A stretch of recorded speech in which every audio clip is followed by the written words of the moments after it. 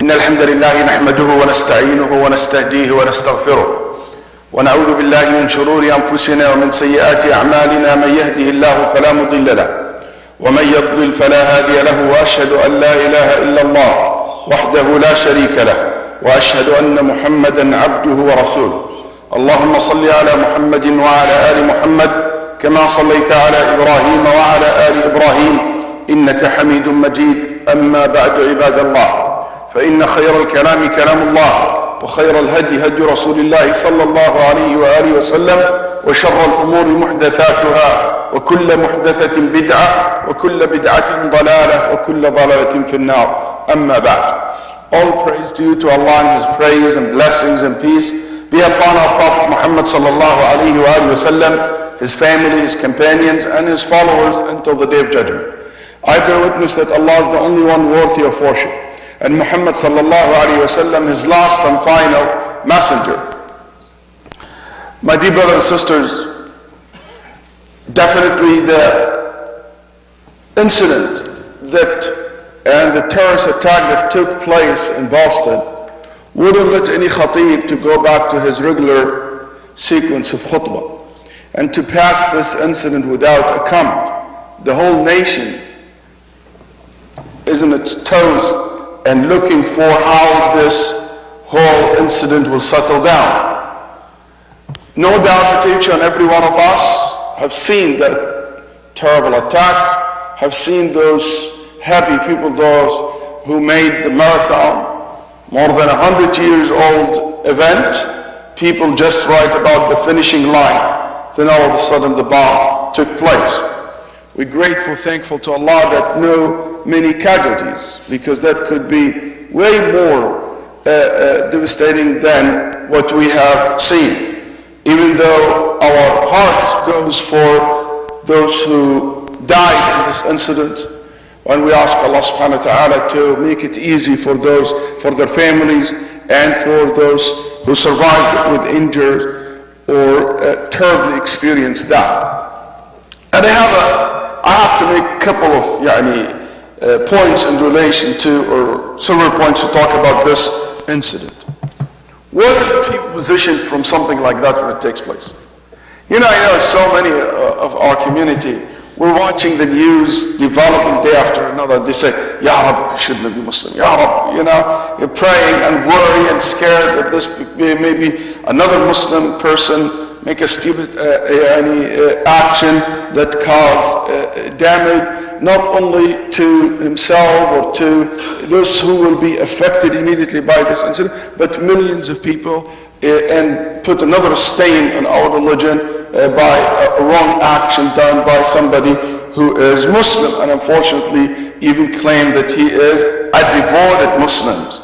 Okay, as we heard the news today, that one of them described himself as a devoted Muslim, a practicing Muslim.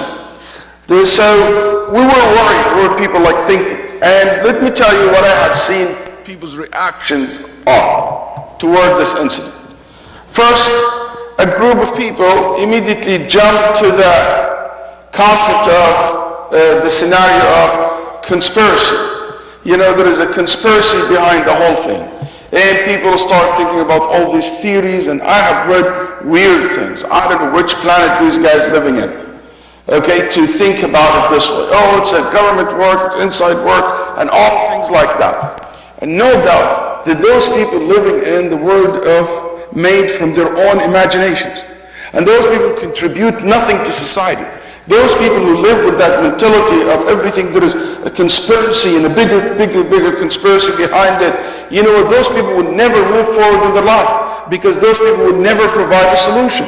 They don't have any solution to provide. Those people would never see the disease as it is. So they put their hand on it and they try to provide cure or to provide solution for it.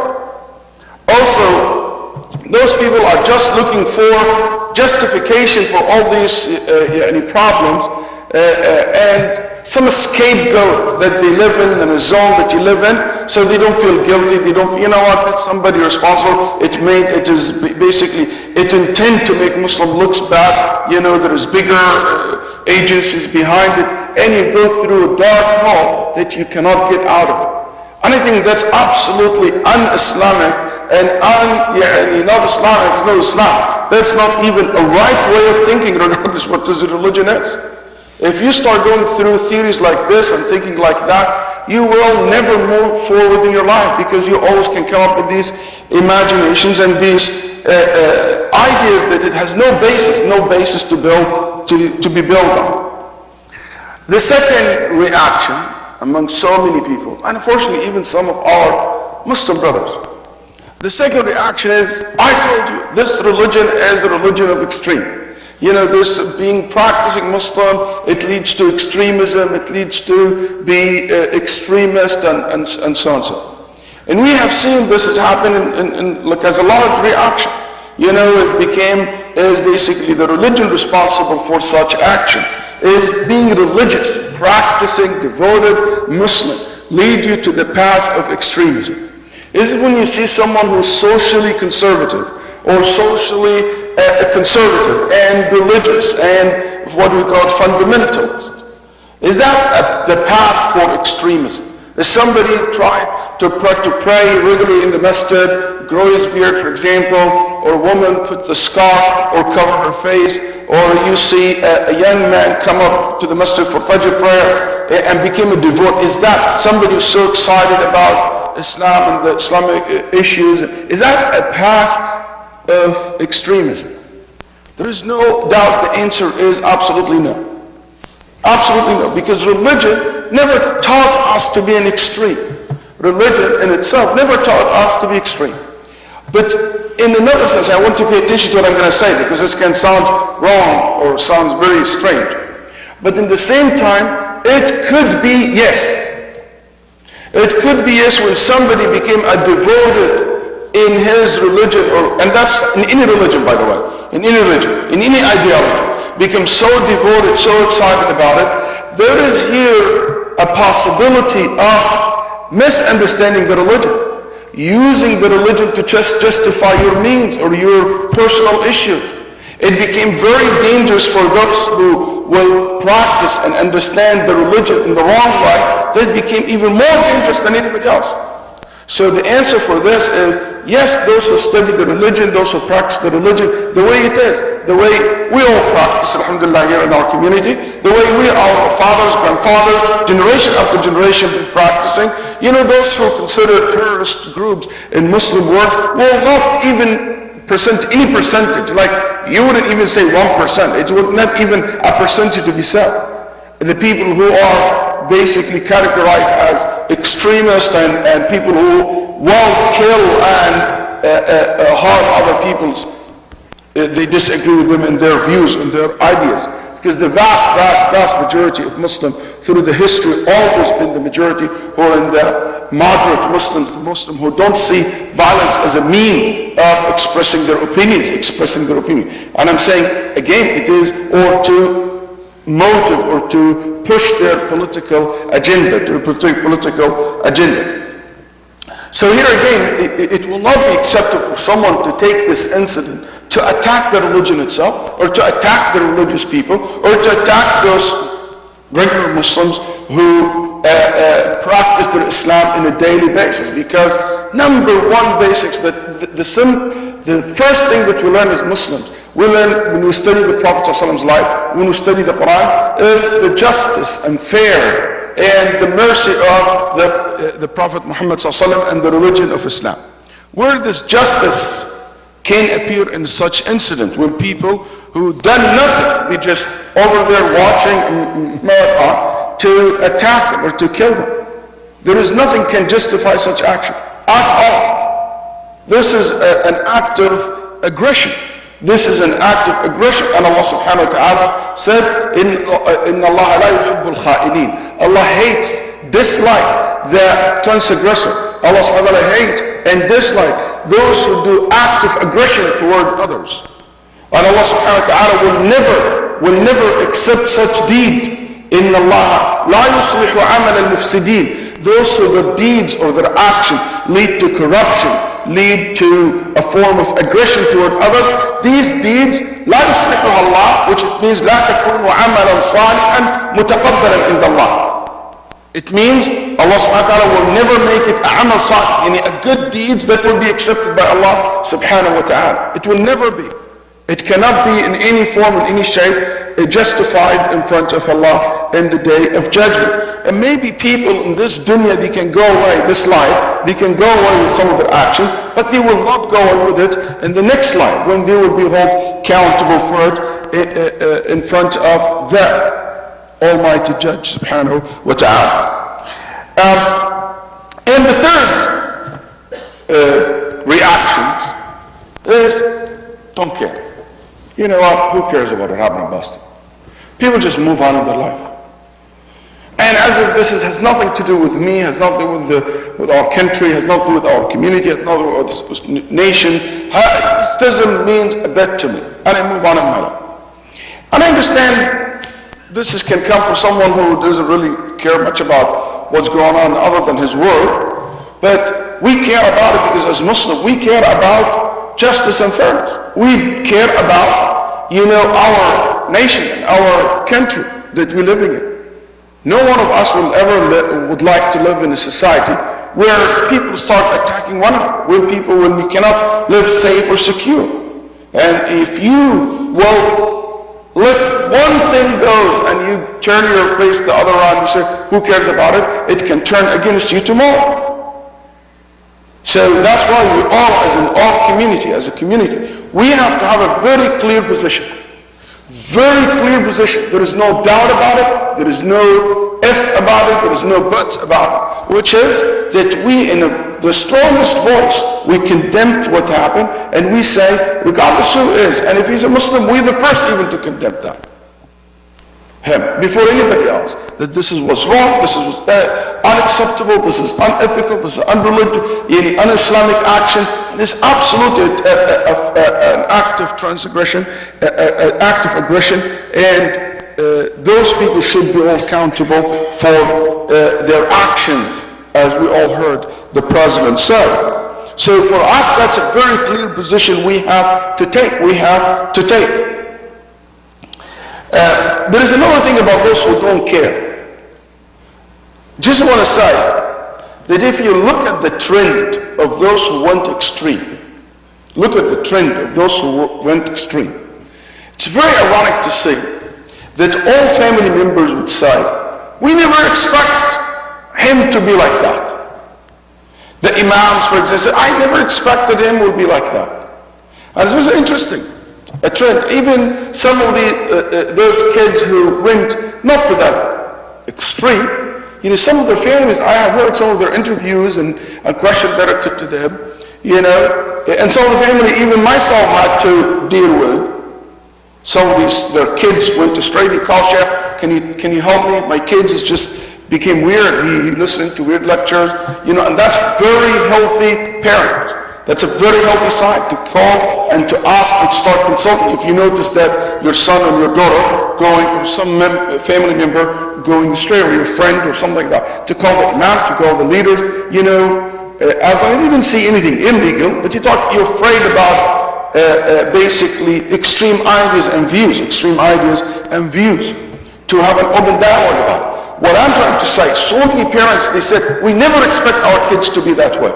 And I think that's just to send us a message that you can't just ignore it completely. You can just say, hey, my kids will never be that. You know what, so many of these kids, their parents said the same thing. And I'll tell you one thing also. One of the most effective methods that even published by security agencies themselves, they said, one of the most effective methods of countering terrorist attack before it's happening, family members. Families are number one really who brings all these plots to stop, and community members as well. They play major roles in changing the mentality and the mindset of some of these extremes. So what I'm trying to say, I think it's worth a conversation.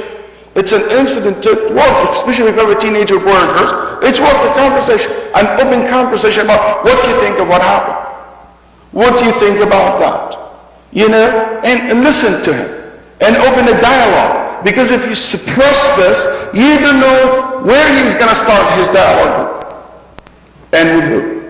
If you suppress that and you don't let it, an open dialogue between you and your child or your family member, I don't know who will talk to him about and how we can develop this to something even more extreme. That's why I think it will be an excellent opportunity, a reaction to what happened. It's to open dialogue. Or what do you think of that? What do you think the reason for this? Because it's very important to us to be policing and securing ourselves as a community. Our duties toward what happens. One, I think we should all be standing up together, united against this. With this said, no if, no exceptions, no but about it. We all stand up together as a community, leaders, as civil organizations, as security agencies. We all, a government and citizen, we all stand up together in such incident, making very clear statement that that's unacceptable and cannot be justified, and we all should condemn that action. Number two, the problem with extremism and terrorism in general, and I speak a lot about this in so many nationally, internationally. The biggest problem that everybody we face when we deal with this issue is there is no one factor contribute to making someone a terrorist or extremist. There is no one factor. You cannot say it is religious, it is economically, it is socially, it is the Palestine conflict between Palestine and Israel is with the response. If we solve it, everything will be solved. There is no one ever can claim that there is one issue it is responsible for converting people. That's not true. Very simple. If you think that way, it's a very simplistic way of looking at it. It's a very complicated, as human beings themselves, so complicated in their nature. But I believe that one of the things that we can do as a community, and it is our responsibility as a community, to make sure that our community have the right understanding of the religion. And you might say, everybody claims the right understanding. Those who did 9/11, they claim that they have the right understanding of the religion. And those who are standing a member like you claim that you have the right understanding of the religion. Alhamdulillah, in our religion, that's not a big problem. And I understand why some people from outside tell me that this is a big problem. In our religion, that's a big problem. Why? Because in our religion, there is a certain principles and foundations are agreed upon. This religion is not something I started, or I can start, or somebody come 100 years after the Prophet can start. This already well established during the Prophet's times. There are certain rules, there are certain principles. Through these principles, we understand the text, we analyze the text. And going back to this principle, you will find clearly that those people have no justification to their action. That's why you will never find a true scholars among the Muslims from any nation have ever taken a position of supporting such terrorist group like Al-Qaeda and others. You will never find a true scholar ever support it and give their basically stamp of approval to them. As a matter of fact, the Muslims for a very long time, scholars, through all their counseling with fiqh and fatwas, who are non-governmental. It has nothing to do with government. It's a social, it's a civil organization. It's not part of the government. They have issued fatwas years and years and years, I'm talking about hundreds of years ago, against such action. So I think our duty toward that incident, to make sure that we provide the correct understanding of the religion, the correct understanding of even the concept like jihad, the concept of wala wal bara, the concept, the main concepts that made people like this go astray. Also, I think it is very important for us as a community to understand the difference between two things. And I know it's kind of sometimes hard for people who are not studied that or raised in America or in the West to grasp this clearly. Government not supposed to be involved in ideologies. It's not the government responsibility to ensure that the right ideology is promoted. Government, they don't, that's not part of the prescription as a security agency, let me be very specific. Security agencies, it's not their role to counter extreme views and ideas. Maybe you see that in Saudi Arabia, you see that in Egypt, you see that in Singapore, you see that in some countries, they develop organizations that they debate these extreme ideas and views, ideology, with another group supported by the government. But here in our government, there is a complete separation between church and state. Ideologies are not illegal. So he did not do anything illegal by having extreme views or extreme ideas. That's not illegal.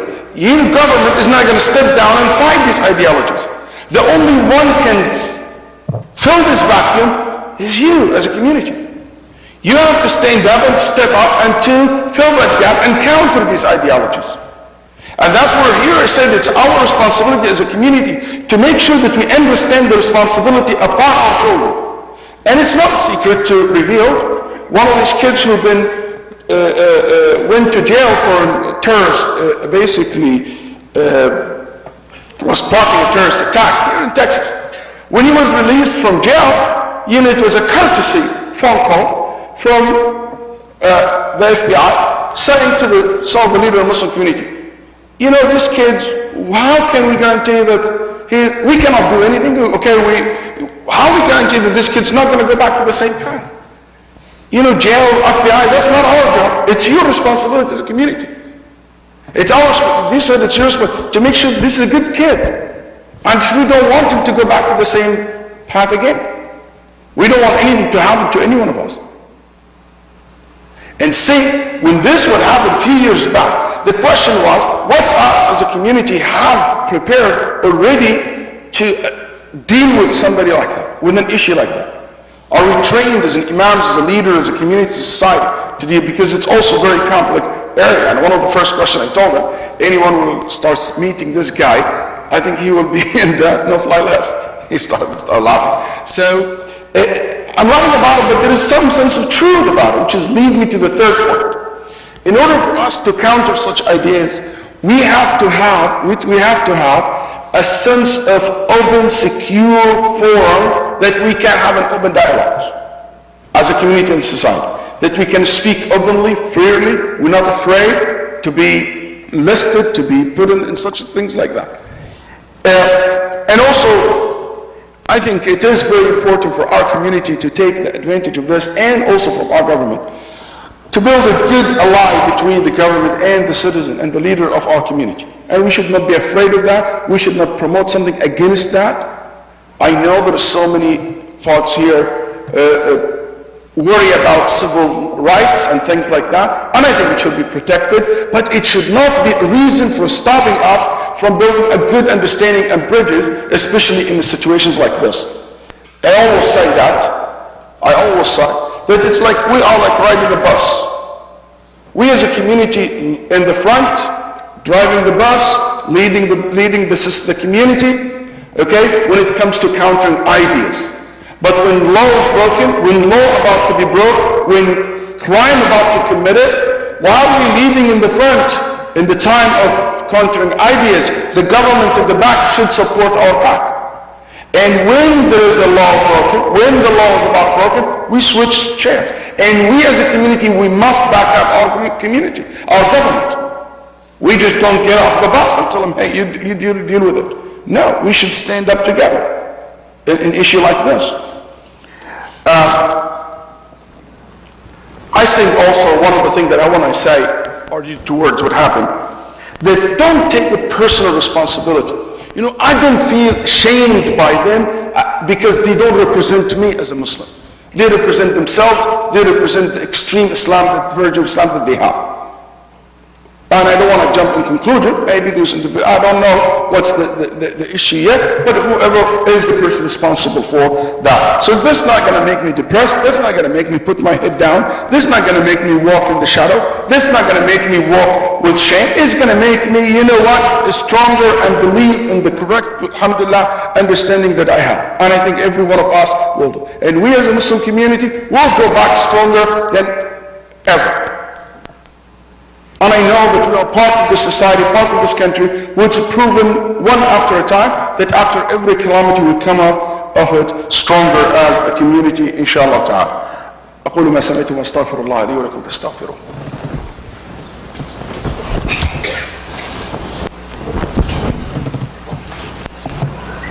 الحمد لله وحده والصلاة والسلام على من لا نبي بعده وبعد.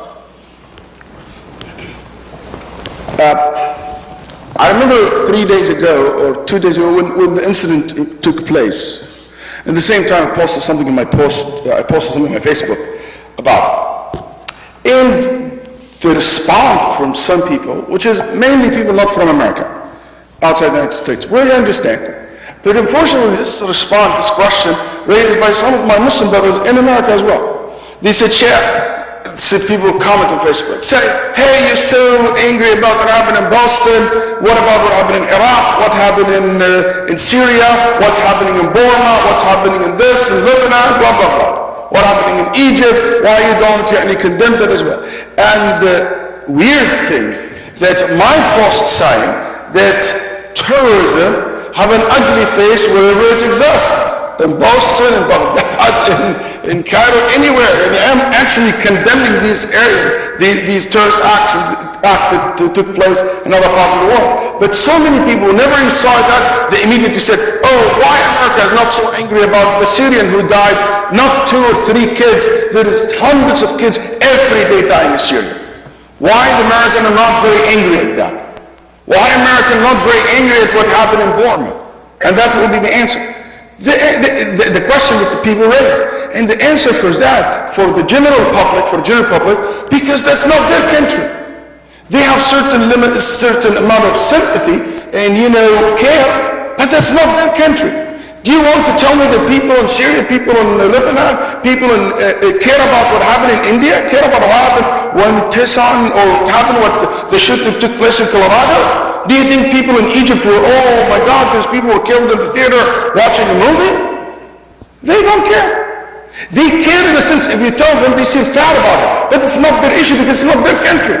It's not their home. It's not their backyard.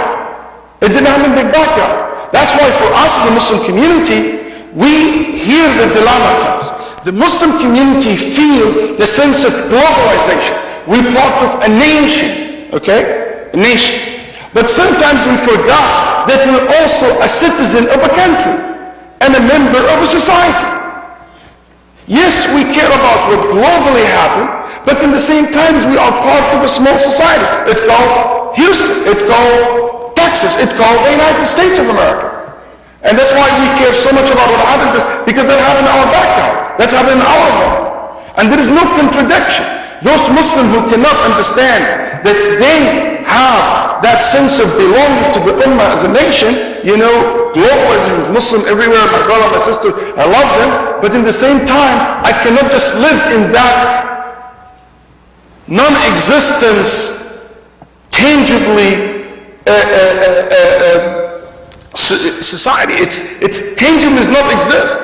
We connect them emotionally, connect to the whole Muslim of the world by the belief that we have, by the belief that we share, not only who live in, also those who passed away as well. We are part of that heritage, that nation. But when you talk about tangibly, what is the society that you're a member of, your loyalty go to as well? It's the country that you're living in. And there is no contradiction between your loyalty to the religion, your loyalty to the Ummah, and your loyalty to the country that you are part of. There is no contradiction. The Nabi sallallahu alayhi wa sallam loved Quraysh, loved Mecca, and he was part of Mecca. Even Mecca was the land of Kufr. And he said, you're the most beloved country to my heart, while Medina is the land of Islam. It didn't change the fact, because that connection, that intima, it is natural. It's a part that I'm part of. And we should, as Muslims, overcome that and understand the difference between the two sides. The globalization, the global aspect of it and the national aspect of it. The time permit today, there's so much to be talked about. But again, let's make sure that we stand clear, that our statement is very clear that it is wrong. Let's learn from this also as well, that this is an ugly thing to happen, loss of life, no matter where it takes place, in any place in the world. Injustice is injustice no matter who did it. what is his name or what his color, what his religion is.